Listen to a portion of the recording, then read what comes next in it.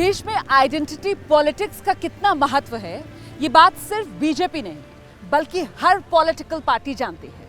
लेकिन सही वक्त पर सही फैसला लेने की कला में प्रधानमंत्री नरेंद्र मोदी माहिर हैं, कोई दूसरा उनके आसपास भी नहीं।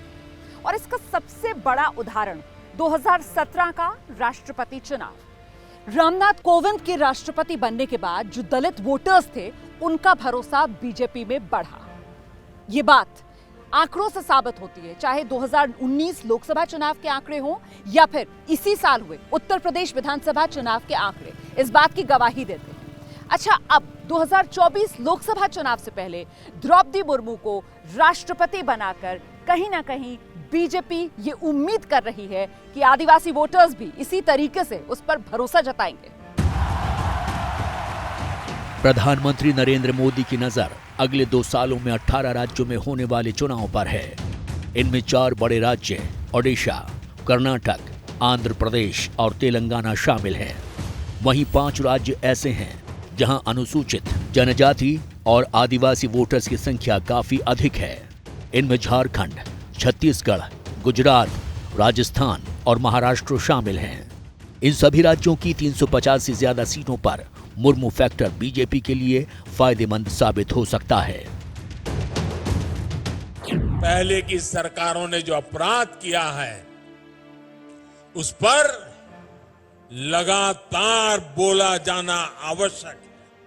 हर मंच पे चर्चा होना जरूरी है। जब दशकों पहले मैंने गुजरात में अपने सार्वजनिक जीवन की शुरुआत की थी, तभी से मैं देखता आया हूं कि कैसे देश में कुछ राजनीतिक दलों ने सुख सुविधा और विकास के हर संसाधन से आदिवासी समाज को वंचित रखा। प्रधानमंत्री नरेंद्र मोदी जानते हैं कि 2024 के चुनाव में उनके 10 साल के कार्यकाल के बाद कई जगहों पर एंटी इनकम्बेंसी फैक्टर आ सकता है। ऐसे में नए राज्य, नए समुदाय, नए समीकरणों की उन्हें तलाश है। अगर आंकड़ों पर नजर डालें तो देश के अलग अलग राज्यों में 495 विधानसभा सीटें ऐसी हैं जो शेड्यूल्ड ट्राइब्स के लिए रिजर्व हैं। इसी तरह लोकसभा की 47 सीटें अनुसूचित जनजातियों के लिए आरक्षित हैं। राज्यों की बात करें तो गुजरात की 27, राजस्थान की 25, महाराष्ट्र की भी 25, मध्य प्रदेश में 47, छत्तीसगढ़ में 29, झारखंड में 28 और ओडिशा की 33 सीटों पर आदिवासी समाज के वोटर्स हार जीत का फैसला करते हैं। पीएम मोदी इनकी अहमियत को अच्छी तरह से समझते हैं। बहुत गर्व की बात है कि 15 नवंबर हर कोई गर्व करता है पूरे देश में। 15 नवंबर भगवान बिरसा मुंडा के जन्म दिवस को हमने जनजातीय गौरव दिवस घोषित किया है। और अब पूरा हिंदुस्तान हर वर्ष इस बात को मनाएगा। धरती आबा बिरसा मुंडा के बेहतरीन और आधुनिक संग्रहालय के निर्माण का सौभाग्य भी हमें ही मिला है।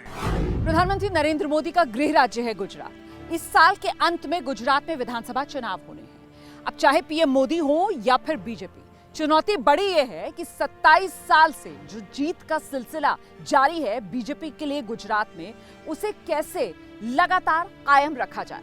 अब इसके लिए बीजेपी समझती है कि उसको जो अपना वोट बैंक का दायरा है उसे बढ़ाना होगा। अच्छा, गुजरात में 15% आदिवासी वोटर्स जो कांग्रेस के परंपरागत वोटर्स माने जाते हैं। ऐसे में बीजेपी की कोशिश यही कि किसी तरीके से इन आदिवासी वोटर्स में सेंध लगाई जाए। पहले गुजरात में और अब पूरे देश में आदिवासी समाज की विशेष रूप से हमारी बहन बेटियों की छोटी छोटी परेशानियों को दूर करने का माध्यम आज भारत सरकार, गुजरात सरकार, ये डबल इंजन की सरकार एक सेवा भाव से कार्य कर रही है।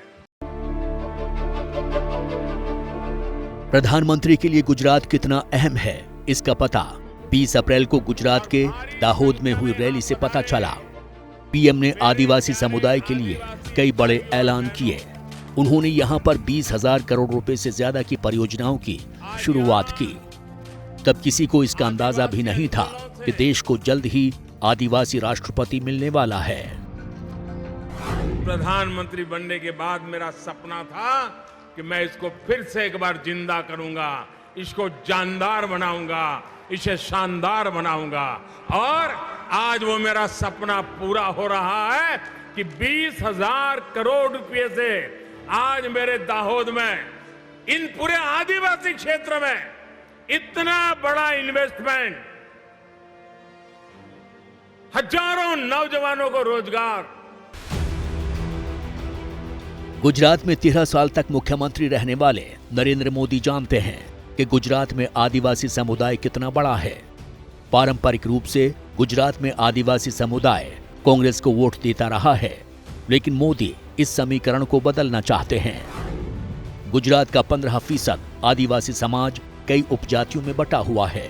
इनमें भील, दुबला, धोड़िया, राठवा, वर्ली, गावित, कुकना, नाइकड़ा, चौधरी, थानका, पटेलिया और कोली हैं। आदिवासी समुदाय गुजरात की 182 विधानसभा सीटों में से 27 पर खास प्रभाव रखते हैं। इन 27 आदिवासी बहुल सीटों में से सिर्फ 9 सीट बीजेपी के पास हैं। 2017 के विधानसभा चुनाव में आदिवासी समाज का 50% से ज्यादा वोट कांग्रेस को मिला था, जबकि 35% वोट बीजेपी को मिला था। बाकी 15% अन्य को मिला था। अब बीजेपी को उम्मीद है कि द्रौपदी मुर्मू को राष्ट्रपति बनाने से आदिवासी समुदाय के लोगों में पार्टी को लेकर सही मैसेज जाएगा और चुनावों में इसका फायदा मिलेगा। जनजातीय समाज के योगदान के बिना क्या प्रभु राम के जीवन में सफलताओं की कल्पना की जा सकती है? बिल्कुल नहीं। वनवासियों के साथ बिताए समय ने एक राजकुमार को मर्यादा पुरुषोत्तम राम बनाने में अहम योगदान दिया है। वनवास के उसी कालखंड में प्रभु राम ने वनवासी समाज की परंपरा, रीति रिवाज, रहन सहन के तौर तरीके, जीवन के हर पहलू से प्रेरणा पाई थी। गुजरात ही नहीं, बीजेपी के लिए राजस्थान, छत्तीसगढ़ और मध्य प्रदेश के चुनाव में भी आदिवासी समुदाय अहम है।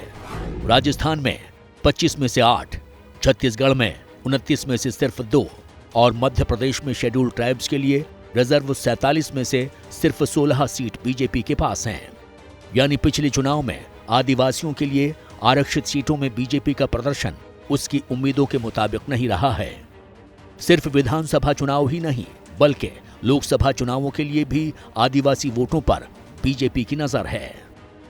मिजोरम, नागालैंड, मेघालय, अरुणाचल प्रदेश में राज्य की जनसंख्या में इनकी हिस्सेदारी 40% से ज्यादा है। वहीं मणिपुर, सिक्किम, त्रिपुरा और छत्तीसगढ़ में ये 30% है और मध्य प्रदेश, झारखंड और ओडिशा में इसकी आबादी 20% से ज्यादा है। भारत में लोकसभा की कुल सीटों में 47 सीटें अनुसूचित जनजातियों के लिए आरक्षित हैं। इस वजह से माना जा रहा है कि द्रौपदी मुर्मू का राष्ट्रपति बनना भारतीय राजनीति में महज संयोग नहीं है। कुछ लोगों को लगता है मुट्ठी भर लोगों ने ही देश को आजाद किया, मुट्ठी भर लोगों ने ही बलिदान दिए और गीत भी कुछ ही लोगों के गाए गए। देश के आजादी के इतिहास को भुला दिया गया। देश के लिए मर मिटने वालों को याद करने में कुछ लोग कतराते रहे हैं। 1857 से 1947 तक मेरे आदिवासियों ने हर हुकूमत के सामने लड़ाई लड़ी, बलिदान दिए हैं। एक साथ 100 आदिवासियों को फांसी पर लटका देते थे अंग्रेज, वे झुकने को तैयार नहीं थे। आजादी जंग के अंदर हिंदुस्तान के हर राज्य में जहां जहां आदिवासी है, आजादी के जंग में बलिदान देने में कभी वो पीछे नहीं रहा है। जंग की शुरुआत करने में उसने अहम भूमिका निभाई है। मेरे देश की भावी पीढ़ी को पता चलना चाहिए कि मेरे आदिवासी भाई जंगलों में रहे, पहाड़ों में रहे, पहनने के लिए कपड़े नहीं थे, लेकिन मां भारती की आजादी के लिए बलिदान देने में कभी पीछे नहीं रहे। उनका सम्मान होना चाहिए, उनका गौरव होना चाहिए, भावी पीढ़ी को उनकी प्रेरणा मिलनी चाहिए। जैसे ही घड़ी का काटा दोपहर 2:30 पे आए, बबीता जी का दिल सास बहू साजिश के लिए मचल जाए। और ये है इनकी बहू, पूरे दिन ऑफिस की टेंशन हो जाए गॉन जब ये करें अपना फेवरेट शो फ्री टाइम पे ऑन। इनकी तरह आप भी देखिए अपना फेवरेट शो अपने टाइम पर और डाउनलोड कीजिए एबीपी लाइव ऐप अपने स्मार्ट टीवी पर।